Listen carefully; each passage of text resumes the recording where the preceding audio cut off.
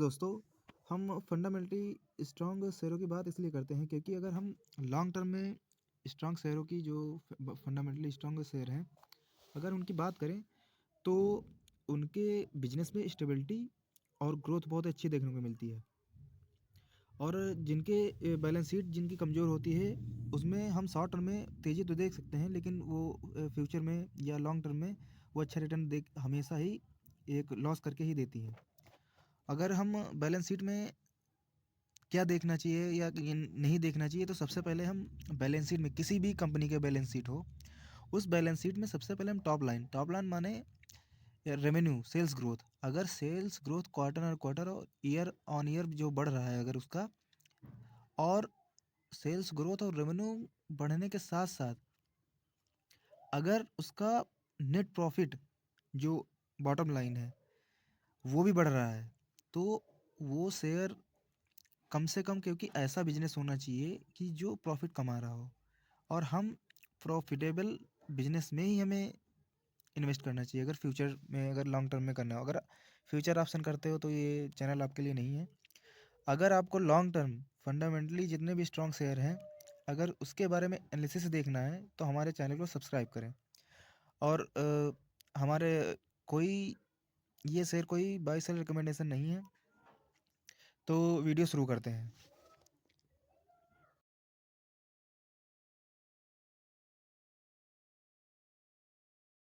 Hello दोस्तों, आज हम फंडामेंटली स्ट्रॉन्ग शेयरों की सीरीज़ में और एक और शेयर लेके आए हैं। इसका नाम है इरिडा। ये इंडियन रिन्यूएबल एनर्जी से रिलेटेड स्टॉक्स है। अगर हम आज इसकी गिरावट देते हैं तो इसमें लगभग 4.5% की गिरावट है। ये गिरावट शॉर्ट टर्म मार्केट में पेन है, इसकी वजह से है। अगर हम इसके लॉन्ग टर्म चार्ट का देखते हैं तो इसने एक साल में अपने इन्वेस्टरों को 2 गुना रिटर्न करके दे चुका है, और आने वाले समय में भी ये अपने इन्वेस्टरों को मल्टीपल रिटर्न दे सकता है। और अगर हम इसकी बैलेंस शीट की बात करें तो सबसे पहले हम देखते हैं कि ये कंपनी करती क्या है।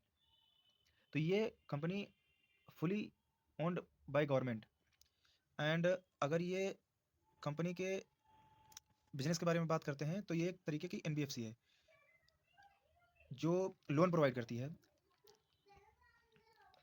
और अगर हम इसके बैलेंस शीट की बात करें, रिजल्ट की बात करें जो अभी हाल फिलहाल में आया है, तो इसके क्वार्टर एंड क्वार्टर की बात करें तो हमें इसमें ग्रोथ देखने को मिल रही है। अगर इस क्वार्टर की बात करें तो हमें 1698 करोड़ की सेल्स में रेवेन्यू देखने को मिल रहा है। इसमें से इससे पिछले क्वार्टर में 1630 था, इससे पहले 1510 था। तो अगर हम क्वार्टर एंड क्वार्टर भी देखते हैं तो इसमें ग्रोथ हमें देखने को मिल रही है।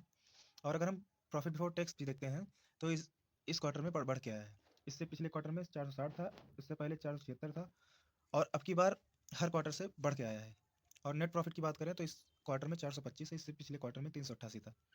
तो हमें क्वार्टर एंड क्वार्टर तो बढ़त देखने को मिल रही है। अब हम इसका ईयर ऑन ईयर भी देख लेते हैं रेवेन्यू। तो अगर रेवेन्यू की बात करें तो ईयर ऑन ईयर जो है इसका रेवेन्यू बढ़ के ही आया है, क्योंकि पिछले ये 2023 में 3483 था, फिर 2024 में 4965। तो इसमें हमें बढ़त देखने को मिल रही है। अगर हम इसकी प्रॉफिट बिफोर टैक्स देखें अगर ईयर ऑन ईयर, तो इसमें हमें बढ़ के देखने को मिल रहा है। इस क्वार्टर में आया है 1954, इससे पहले 1685, उससे पहले 1139 था। और नेट प्रॉफिट की बात करें तो इस क्वार्टर में बढ़ के ही आया है। फिर भी स्टॉक में गिरावट देखने को मिल रही है क्योंकि ओवरऑल मार्केट में पेन है, और ये गिरावट कहाँ तक जा सकती है ये हमें भी नहीं पता है। लेकिन देखते हैं, अगर इसमें अभी से थोड़ा थोड़ा एक्यूमुलेशन किया जाए, शेयर लिए जाए, तो हो सकता है कि आने वाले समय में ये मल्टीबैगर रिटर्न दे सकता है। और अगर हम इसकी बैलेंस शीट की बात करें तो इसके रिजर्व अगर हम देखते हैं तो रिजर्व इसमें ईयर ऑन ईयर बढ़ के आए हैं, लेकिन इसमें बारोइंग आपको देखने को ज़्यादा मिल रही होगी। ये एक एनबीएफसी शेयर है, तो इसमें बारोइंग आपको देखने को ही मिलेगी।